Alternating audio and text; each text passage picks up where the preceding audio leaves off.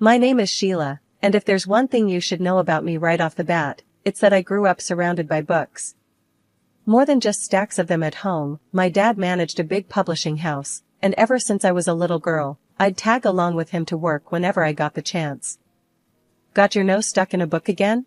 Dad would joke every time he found me curled up in some corner of his office, deep into whatever I could get my hands on. Yeah, and I bet I can read more books than you this month. I'd shoot back, always ready for a challenge. Those days at his office, I wasn't just reading, I was living in worlds crafted by imagination. It was magical, really. When I wasn't reading, I was watching Dad in meetings, seeing how he dealt with writers, illustrators, and all the big shots who thought they knew better. He handled it all with a kind of cool that made everyone respect him, but never made him unapproachable. I took the love for books straight into adulthood, became a teacher, shaping young minds to hopefully find the same joy in reading that I did. And every last Friday of the month, I kept up the ritual of visiting Dad at work. It was one of those Fridays when life decided to throw me a curveball. Dad introduced me to Ben, a lanky guy with an awkward smile and an armful of manuscripts. He was there to pitch his latest book, hoping Dad would bite. Ben, this is my daughter, Sheila. Sheila, Ben's a budding writer, got some interesting ideas, Dad said, clapping him on the back. Ben extended a shaky hand, which I took, smiling. Nice to meet you, Sheila. Your dad tells me you're the real critic around here. Hope you won't be too harsh on me. I laughed. I'll try to go easy on you. What's your book about? We hit it off from there. Turned out, Ben was funny, a bit rough around the edges, but he had an honest charm about him. His stories weren't bad either, just a little unpolished. Dad saw potential in him, and after a year of him courting me with quaint coffee shop dates and midnight walks, talking about everything from Play-Doh to the best pie in town, we decided to get married. The wedding was a simple affair, just close family and friends.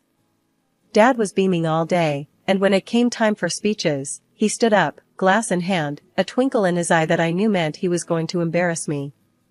Sheila, ever since you were a little girl, you've always surprised me. Smart, beautiful, and stubborn as a mule. And now, you've gone and married this young man who seems to love you more than his manuscripts. Everyone chuckled as Ben blushed, looking at me like I was his anchor.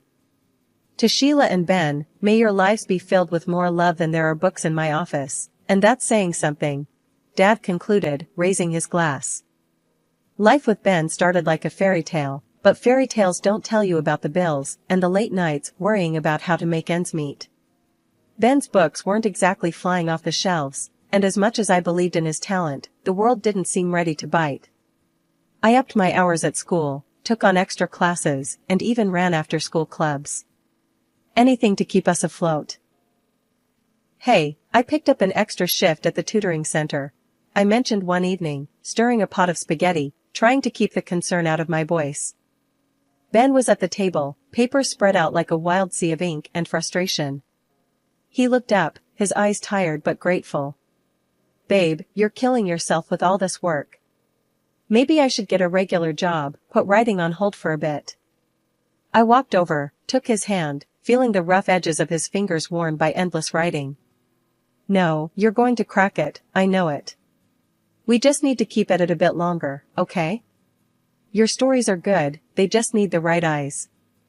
He squeezed my hand, a silent thank you hanging between us. That night we ate dinner late, talking about his latest manuscript that just couldn't find a home. One day, Dad dropped by, something that wasn't unusual, but the look on his face was. He had that "I've got an idea" expression that usually meant things were about to get interesting. Ben, have you ever thought about writing for kids? I mean, Sheila here has all the inside scoop, spending her days with them. Might be something to think about, Dad suggested, casually flipping through one of Ben's rejected manuscripts. Ben looked over at me, eyebrows raised. Kids, huh? What do you think? Could I do it? I nodded, excitement bubbling up. Absolutely, you could. I can tell you what they like, what stories stick. We could try it together? So, we did. Nights became our brainstorming sessions. I'd come home with tales from school, what the kids laughed at, what games they played, and Ben would weave them into stories. It felt right, working together, creating worlds for children who were so much like my students. The days rolled into months, and our first children's book took shape, a story about a mischievous raccoon with a heart of gold. Dad was instrumental, giving us tips on how to market it, how to pitch it to his contacts. When we finally got a publishing deal, it felt like we'd won the lottery.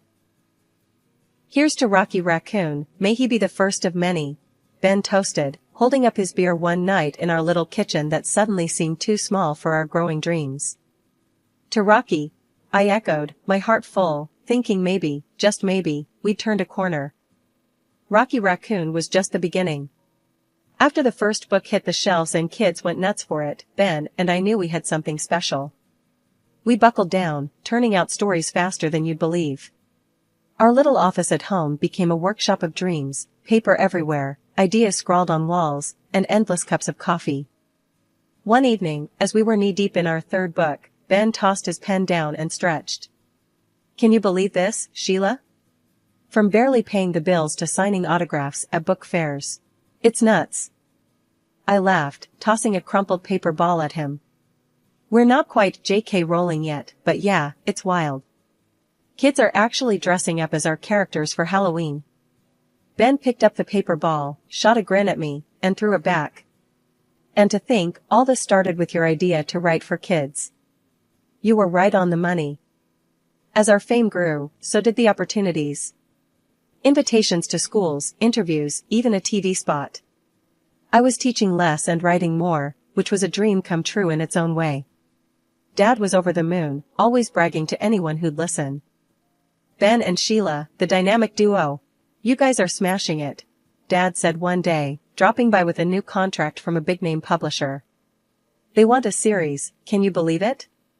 A whole series based on your characters." Ben, who was usually the cool one, nearly jumped out of his chair. "A series? That's big league, baby. Sheila, we've hit the jackpot." As our book series took off, our lives changed in ways we'd never imagined. We bought a new house with more space for our work, and every room felt like a piece of our success. Celebrations were frequent, with friends and family always eager to toast to our success. At one particularly lively party, with our closest friends raising glasses in our new living room, I took a moment to watch Ben, laughing and sharing stories. I felt a mix of pride and a twinge of fear. Were we ready for all this change? "Hey, you okay?" Ben noticed my quiet moment and sidled up beside me. "Yeah, it's a lot, isn't it? But good. Really good." I smiled, leaning into his side. He kissed my forehead, wrapping an arm around me. "It's more than good. It's everything we dreamed of. And I couldn't have done any of this without you, Sheila." Life got even more hectic, but in a way that made every busy moment worth it. Soon enough, I was cradling our newborn son, deciding to step away from teaching to focus on our family. With Ben's writing now more than enough to support us comfortably, I threw myself into being a mom and a collaborator on each new book. Even though I wasn't in the classroom, I kept my hand in education by channeling what I knew about kids into our stories. "Look at us, huh?" I said to Ben one night as we looked over our latest manuscript, the baby asleep in the next room. "Making books and raising a little boy. I think we're kind of superheroes." Ben laughed, pulling me close. "Yeah, superheroes who deal in diapers and dialogues. But I wouldn't have it any other way." The evening of Dad's 70th birthday was supposed to be a grand celebration, and it was. Held in one of the big fancy restaurants downtown with a buffet where everyone seemed to mingle effortlessly, except me, perhaps. As the night unfolded with laughter and the clinking of glasses, I couldn't help but notice Ben. He seemed unusually occupied, not with me or our son Jamie, who was now 17 and more into his phone than the party, but with a young woman whose laughter seemed a bit too loud, even over the buzz of party chatter. They were tucked away at a corner table, heads close, talking animatedly. Something inside me tightened. I tried to focus on my dad, who was busy being the life of the party, but my eyes kept darting back to Ben. Finally, I pulled Dad aside during a quieter moment. "Dad, who's that woman with Ben?" I tried to sound casual, but my voice betrayed a tinge of concern. Oh, her? Dad glanced over, following my gaze. That's Lisa, the assistant editor at the publishing house. She's been working closely with Ben on his latest project. I nodded, feeling a lump form in my throat. They seemed to be getting along well. Dad gave me a reassuring pat on the shoulder. It's all professional, honey. You know how these events are, just shop talk and networking. His tone was dismissive, but it did little to ease the nagging doubt in my heart. Pushing down the jealousy that bubbled up, I plastered a smile on my face and returned to the festivities.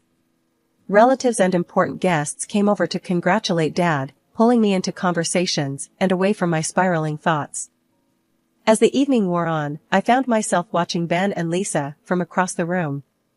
They were laughing again, their heads tilted together in a way that looked far too intimate for a simple work discussion. Each laugh, each shared glance between them felt like a small puncture to my heart. Let's get some fresh air, I suggested to Jamie, needing an escape from the stifling atmosphere. Outside, the cool night air felt like a balm. Jamie and I leaned against the railing, overlooking the city lights. He talked about school, his friends, and his plans for college, normal things that felt grounding in that moment. Thanks for being here with me, Jamie. I needed this, I told him as we headed back inside. Anytime, Mom. You know I've got your back, he replied, bumping his shoulder against mine playfully. We re-entered the party, my resolve strengthened. I would enjoy the evening for Dad's sake, for Jamie's. As for Ben and whatever was happening there, I would deal with it later, when the music stopped and the guests went home. After returning from some fresh air with Jamie, I couldn't shake off the uneasy feeling that had settled over me. As much as I tried to focus on the celebration, my eyes inevitably wandered to where Ben was still chatting animatedly with Lisa. It was like watching a play where you already knew the tragic ending, but you couldn't leave your seat. Determined not to let this spoil the entire evening, I tried to mingle. Yet, every laugh and snippet of music seemed to echo with underlying tension for me. Finally, I decided to head to the ladies' room to freshen up, perhaps clear my head. That's when it happened. As I walked down the quiet hallway towards the restrooms, the muffled sound of voices stopped me dead in my tracks. The door to one of the private dining rooms was ajar, and through the crack, I saw Ben and Lisa.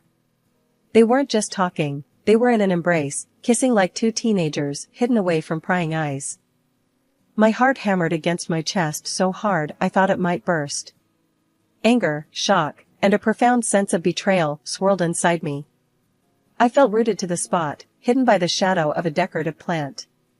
Just then, their conversation floated out, clear and sharp. We need to figure this out, Ben. Once your book launches, we'll have enough to start fresh. Just you and me, Lisa whispered, her voice thick with emotion. Ben's reply was a low murmur, but his words were like daggers. I know. I just need a bit more time to sort things out with Sheila. It's complicated with Jamie and everything. The cold reality of their plans hit me hard. I was supposed to be his partner, his wife, yet here he was, planning a future with someone else as if our years together meant nothing. Feeling like I might get sick, I pushed off the wall and stumbled into the restroom. Inside, I leaned against the cool tile, my reflection in the mirror a stark reminder of the fool I had been. Tears threatened, but I willed them back. Crying wasn't going to help, I needed to think. After a few deep breaths, I splashed water on my face, trying to erase any sign of my tears. Composing myself, I stepped back into the hall, only to bump straight into Dad. Sheila, what's wrong?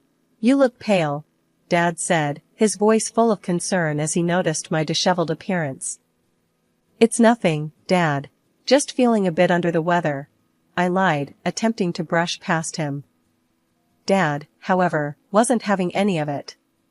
He took my arm gently and steered me away from the main hall into a quieter corridor. This isn't just a headache, is it? Talk to me, honey.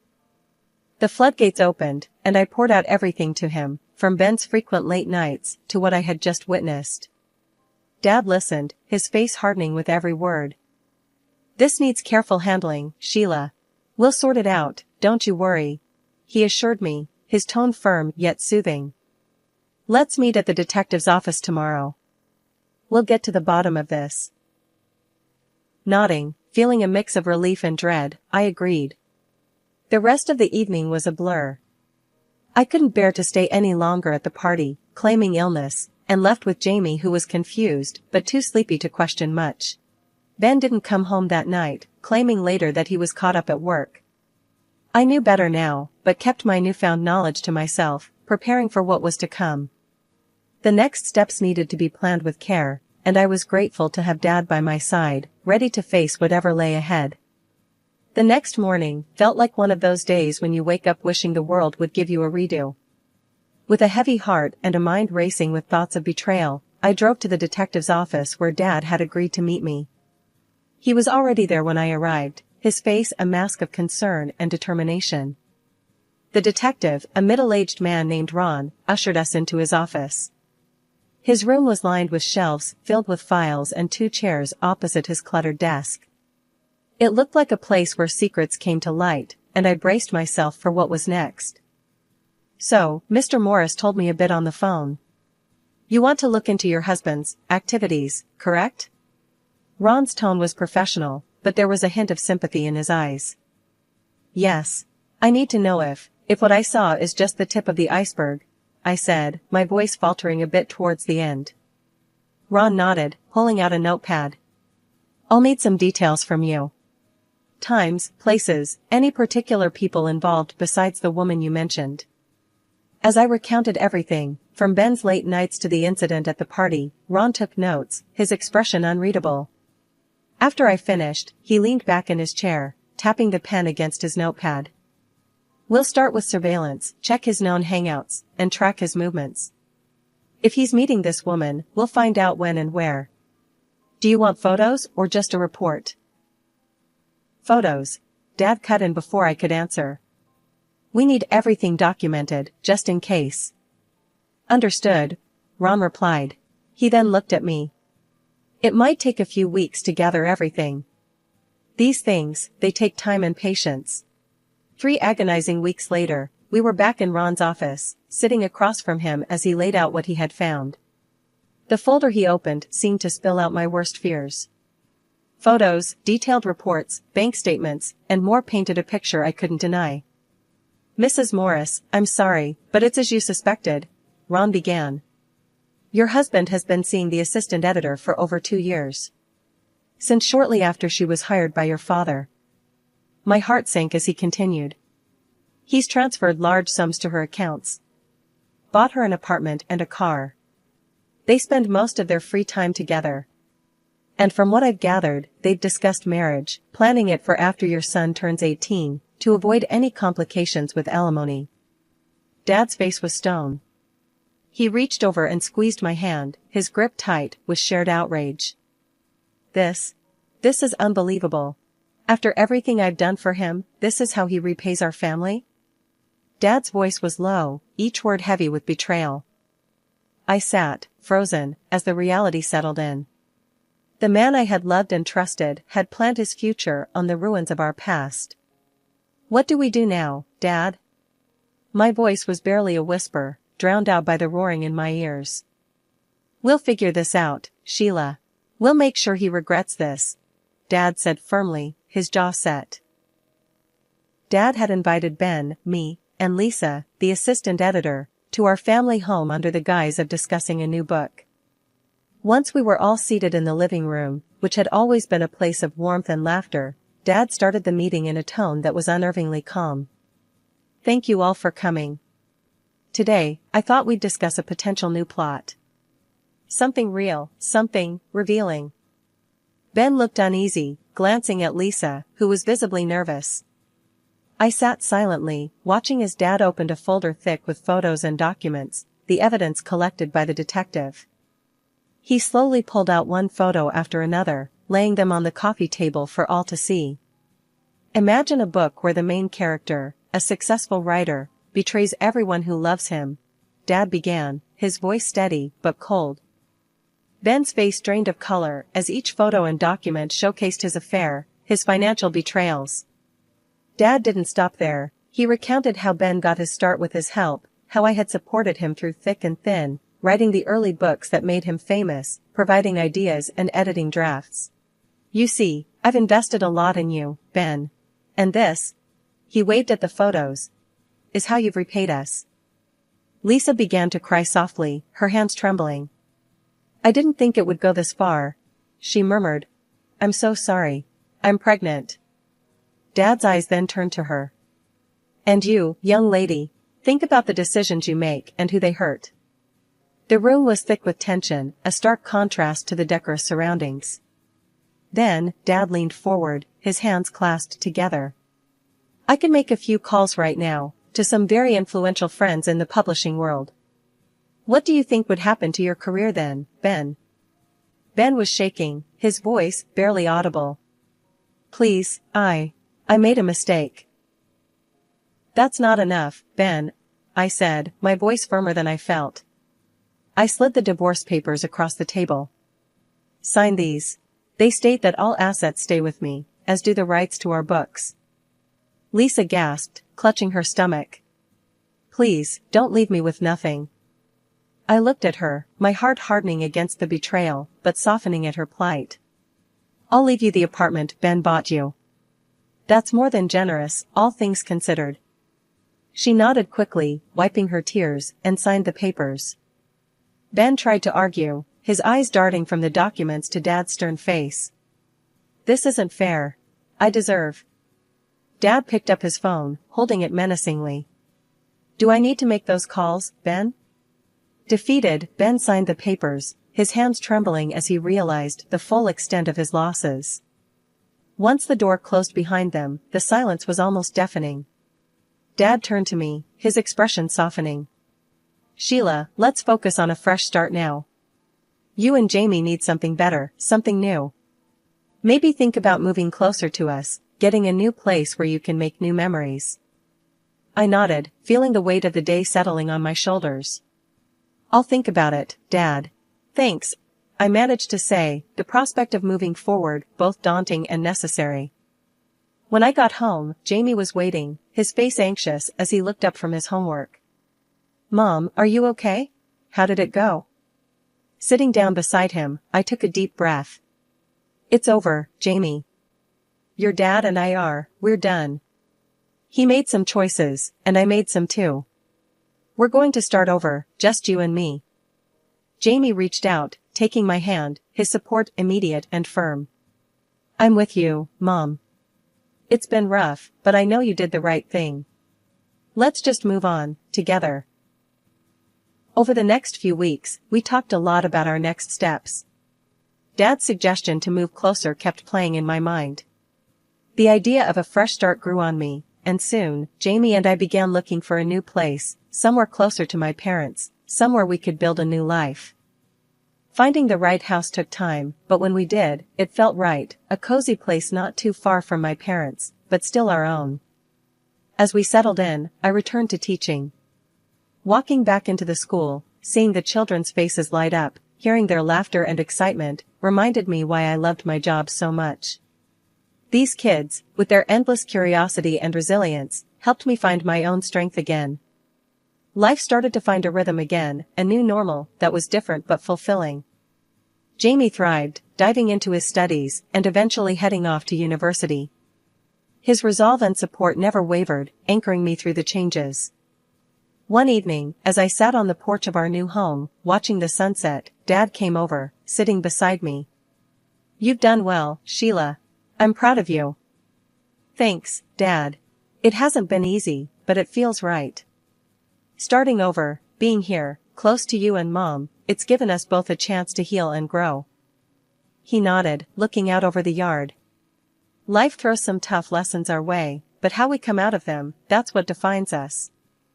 As we sat there, the tranquility of the evening wrapping around us, I felt a peace I hadn't known in a long time. Yes, the road had been unimaginably hard, but here we were, stronger and together. The love of my family and the joy of my work with the children filled my days. I had found my way back to happiness, back to a life where I could thrive.